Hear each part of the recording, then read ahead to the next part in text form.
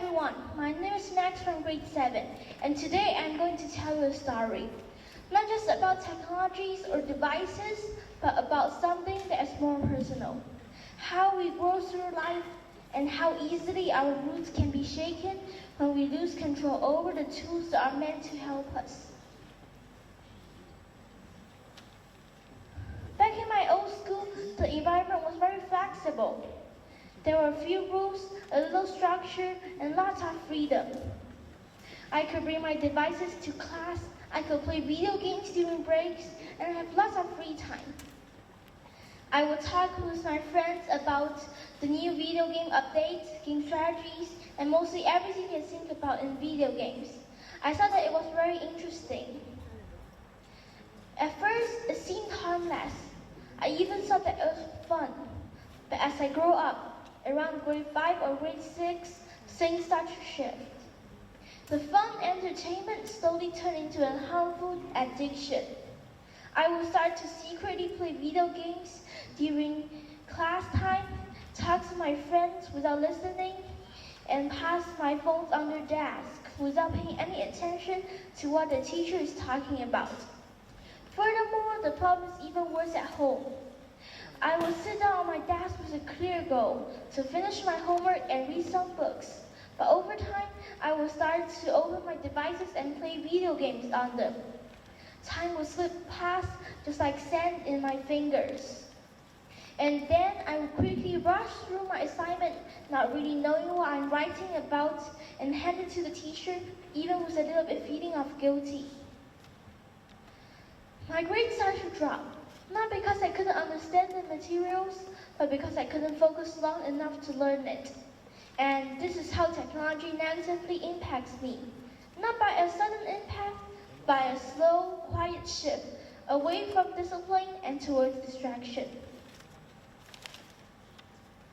So one of the biggest ways that technology negatively impacts me is by constantly pulling my attention away from what I should be doing. In the example that I just shared, when I should be doing my homework, I find myself watching videos or playing video games. Maybe I'm trying to research for a project, but then I find myself looking at websites that are completely unrelated, like video games. A pop-up ad looks interesting, and I click on it, or notification buttons on my screen, and suddenly I've lost 20 minutes or even more without realizing it. These distractions come in many different forms. Maybe you are trying to study and remember a fact, so you search it up on the browser. Then a suggested video appeared and you click on it. And then you will find yourself watching videos that are completely unrelated, and you might even forget why you opened the browser in the first place. Or maybe you are trying to write an essay on your desk, but your game icon keeps calling you. So you tell yourself, just 5 minutes. But the 5 minutes slowly turn into 30. And when you look at the clock, you found that half of your evening is gone, but your homework is still untouched. And it's not just social media or video games, it's mostly everything. Text messages, news alerts, updates, they all create a cycle, which is when you start to look at something, and then you find interested in another, then you will be in an endless loop of clicking and scrolling. It's not just for self-control, but it's also designed that way. So, a study made by Barry Elad on the website called Electro IQ said that about 49% of students report being distracted by their phones, and 47% of their parents believe that their kids are addicted to their devices. It's like weeds growing quietly down the surface, harmless at first, but when the weeds grow up, it will steal the nutrients of the plants. Like technology will slowly steal the nutrients of our focus, our discipline, and our responsibility. So, if these distractions last longer unnoticed, they'll become something even deeper, an addiction. Addiction to technology, especially video games, are extremely harmful to your mind and your body. It usually starts small, a little longer than planned, or maybe thinking about the video games in class or checking your phones every few minutes. But over time, it becomes harder to stop. You will feel anxious if you are away from the device, and you just want to play more and more on them. When I was in my old school, I also experienced a little bit of device addiction. I want to play video games more than anything else. My eyesight, once perfect, started to lower because of the hours of staring at screens. I knew that this was wrong, but I didn't know how to change it at first. And device addiction doesn't only hurt your eyes or waste your time, it slows your learning, hurts your ability to focus, and lowers your grades. It takes you away from your friends, your family, your hobbies, and your opportunities to grow. And most importantly, it makes you believe that the digital world is more important than the real one.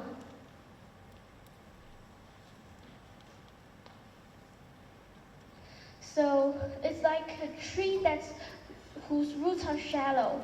It might stand tall at first, but the first storm will knock it down. If we let our minds to become distracted and weak, we can withstand the challenges that life throws at us. So now I'm going to talk about something newer, something powerful and fast-growing, artificial intelligence. Artificial intelligence has been a part of our lives in mostly many ways that we couldn't even expect. From chatbots to tools to help us write our essays, artificial intelligence are extremely useful and powerful. But there's a danger. Some students use artificial intelligence too much and in the wrong way. They will let it to help them finish their whole assignment instead of doing it themselves. They won't learn anything. This is very dangerous because education isn't just about getting good grades. It's about learning facts, developing critical thinking, and growing as a person. So according to a survey conducted by the Ethical Center for Analysis and Research, about 70% of the faculty members reported that they had witnessed artificial intelligence-based cheating in the past years. So since I talked about so many negative impacts of technology itself isn't bad. In fact, it can be extremely useful if you use it correctly. The key is balance. Just like a tree needs sunlight and water to grow, it also needs strong roots to stay tall. We need technology, but we also need self-discipline, self-awareness, and self-control. So what can we do? Here are some steps that I've tried and will also encourage others to take. First, create boundaries. Set a specific time when you are playing your devices and stick to them. Second, use focus tools. Use apps that will block video games and notifications. Or maybe you also use a timer when you're doing your assignments. 3, be honest with yourself. When you're doing homework, you should ask yourself, am I really learning it, or am I just quickly rushing through to get a good grade? If you're using artificial intelligence, you should know that you're using it to help you learn instead of to use it to finish the whole assignment. 4, build real-life habits. Build some real-life habits like talk to your friends and family, or maybe do some of your hobbies. These small things can be very important because it helps you grow roots beyond the digital world. So, as a conclusion, I will want to say that technology is extremely amazing, and when every new technology comes, there also comes a choice. Will we control it, or will it control us? Don't forget that behind every technology, every website, every app is a student or a learner or a thinker. We have the power to choose whether to use technology to rise up higher or to let technology distract and weaken us. So, as a final thing, I want to say that let's grow together, not just taller, but also deeper. Thank you.